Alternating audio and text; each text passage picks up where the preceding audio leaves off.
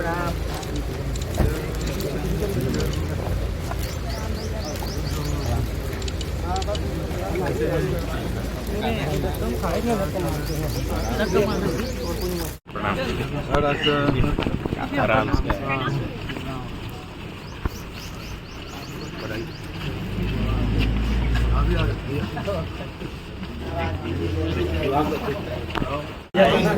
से एसी हो गया पूरा पार्टीशन सामने वाला सब बना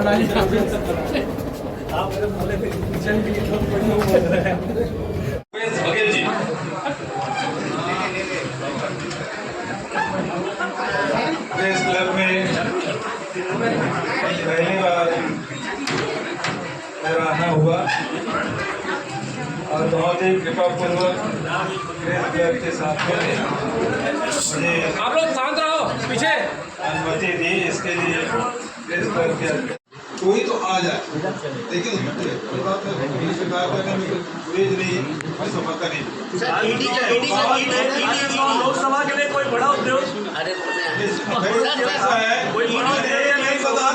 मैंने एक लाइन बता दिया कि जिस प्रकार छत्तीसगढ़ में विकास के 5 साल मैंने दिए हैं और उसकी चर्चा पूरे देश और दुनिया में है।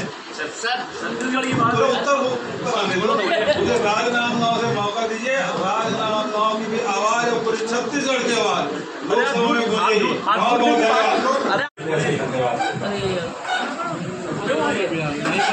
आज वैसे भी प्रेस का कार्यक्रम में हम लोग विलंब थे, लेकिन जो कार्यक्रम प्रेस क्लब में ही था, मैं प्रेस क्लब वाले साथी और प्रेस के साथी नाराज नहीं,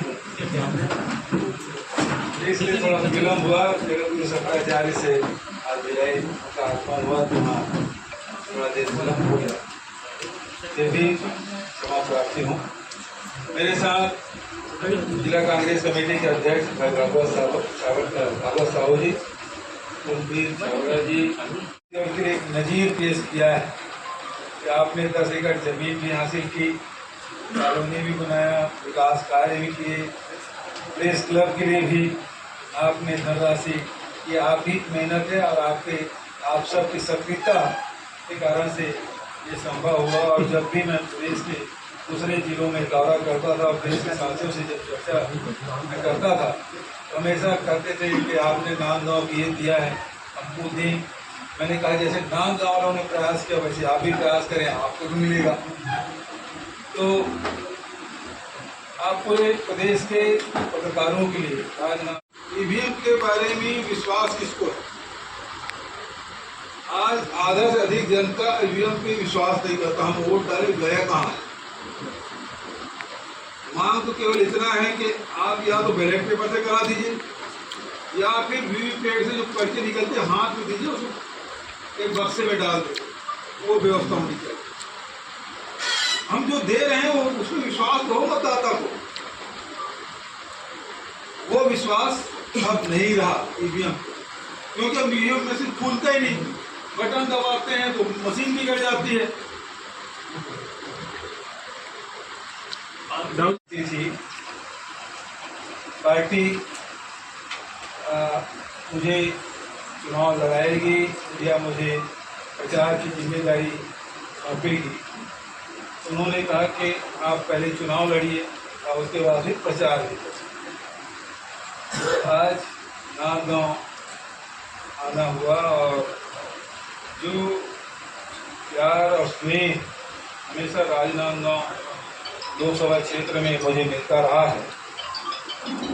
यहाँ के नागरिक, यहाँ के किसान, यहाँ के मजदूर, यहाँ के महिला, यहाँ के मजदूर, यहाँ अनुसूचित जाति, जनजाति, सभी वर्ग के लोगों ने और तो और पत्रकारों का अपार स्नेह मुझे मिला है। व्यापारियों का भी बड़ा सम्मान, व्यापारियों से भी सम्मान मिला है।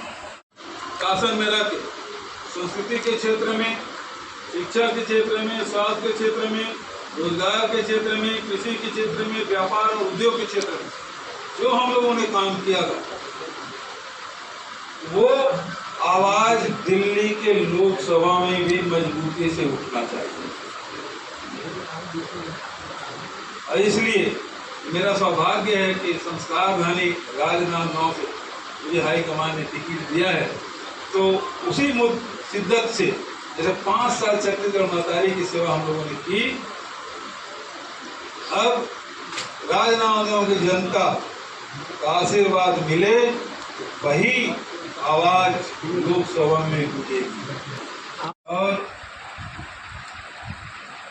जो योजनाएं चल रही थी उसमें भी आप देखेंगे कि स्वामी आत्मानंद अंग्रेजी स्कूल के लिए हमने कलेक्टर की अध्यक्षता में कमेटी बनाई थी ताकि उसकी गुणवत्ता में कमी ना आए, शिक्षकों के बराबर भर्ती होती रहे, समान उसे सामग्री क्रय करने में कोई अड़चन न हो, और उसमें बहुत उसका शानदार उसका प्रदर्शन रहा।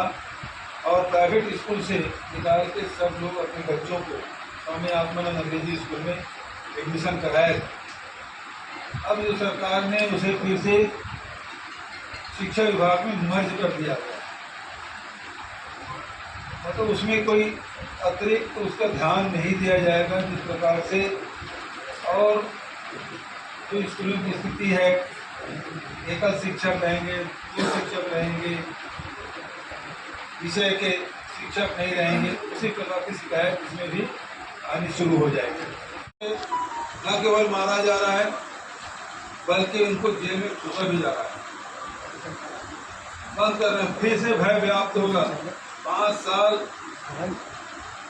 पूरे नक्सल प्रभावित क्षेत्र में नक्सलियों को हमने पीछे धकेल लिया था, 600 गाँव खाली उसे करा लिए थे, सड़कें, पुल, पुलिया, आवागमन, स्कूल, हॉस्पिटल सबका निर्माण हमने किया, लोगों के जीवन स्तर ऊपर उठाया। लेकिन अब इस सरकार आने के बाद लगातार, चाहे वो कांकेर हो चाहे बस्तर हो, लगातार नक्सली हमले हो रहे हैं, लोगों की जाने जा रही है, फर्जी एनकाउंटर हो रहे हैं, फर्जी केस बनाए जा रहे हैं।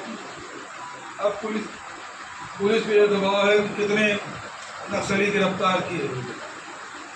हमारी सरकार थी तो एक भी भरमार बंदूक की जब्ती नहीं हुई थी, जबकि भरमार बंदूक की जब्ती शुरू हो गई। भाजपा सरकार में ही भरमार बंदूकों की जब्ती होती है, फिर से शुरू हो गई। तो इस प्रकार से इनके कार्यशैली है। और ये जो जितने गारंटी की बात कर रहे हैं, लोगों को विश्वास नहीं हो रहा है। अब आप लोगों की तरफ से कोई सवाल हो तो साधारण लोग, बहुत सारे साथी, बहुत सारे जिले के लगातार साथी हैं, वो आगे बढ़े। आप सब ने देखा कि अभी विधानसभा चुनाव संपन्न होने के बाद अभी 3 महीने बीते नहीं हैं, लोगों में पहली बात तो ये कि कैसे हो गया। पहले सवाल यही था, ये जो रिजल्ट आया किसी को स्वीकार नहीं हो रहा था कि क्या हो।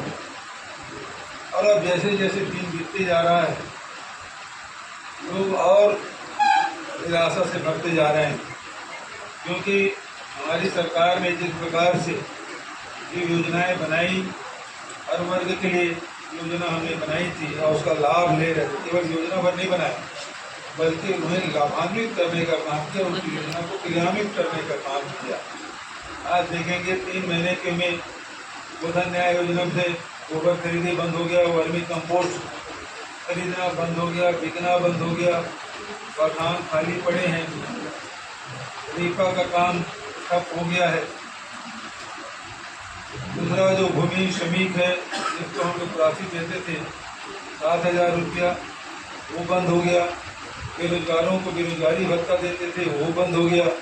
राजीव युवा विकास क्लब गठन किए थे, उससे भी राशि हर साल 1 लाख रुपये मिलता था, उसको तो बंद ही कर दिया। पठान समिति के साथियों को भी 700 रुपया, 750 रुपया, 500 रुपया अध्यक्ष को और 500 सदस्य को मान दे देते थे, वो भी बंद हो गया। बहुत सारी योजनाएं उन्होंने बंद कर दी। और पेंशन की राशि पिछले 4 महीने से लोगों को नहीं मिला है।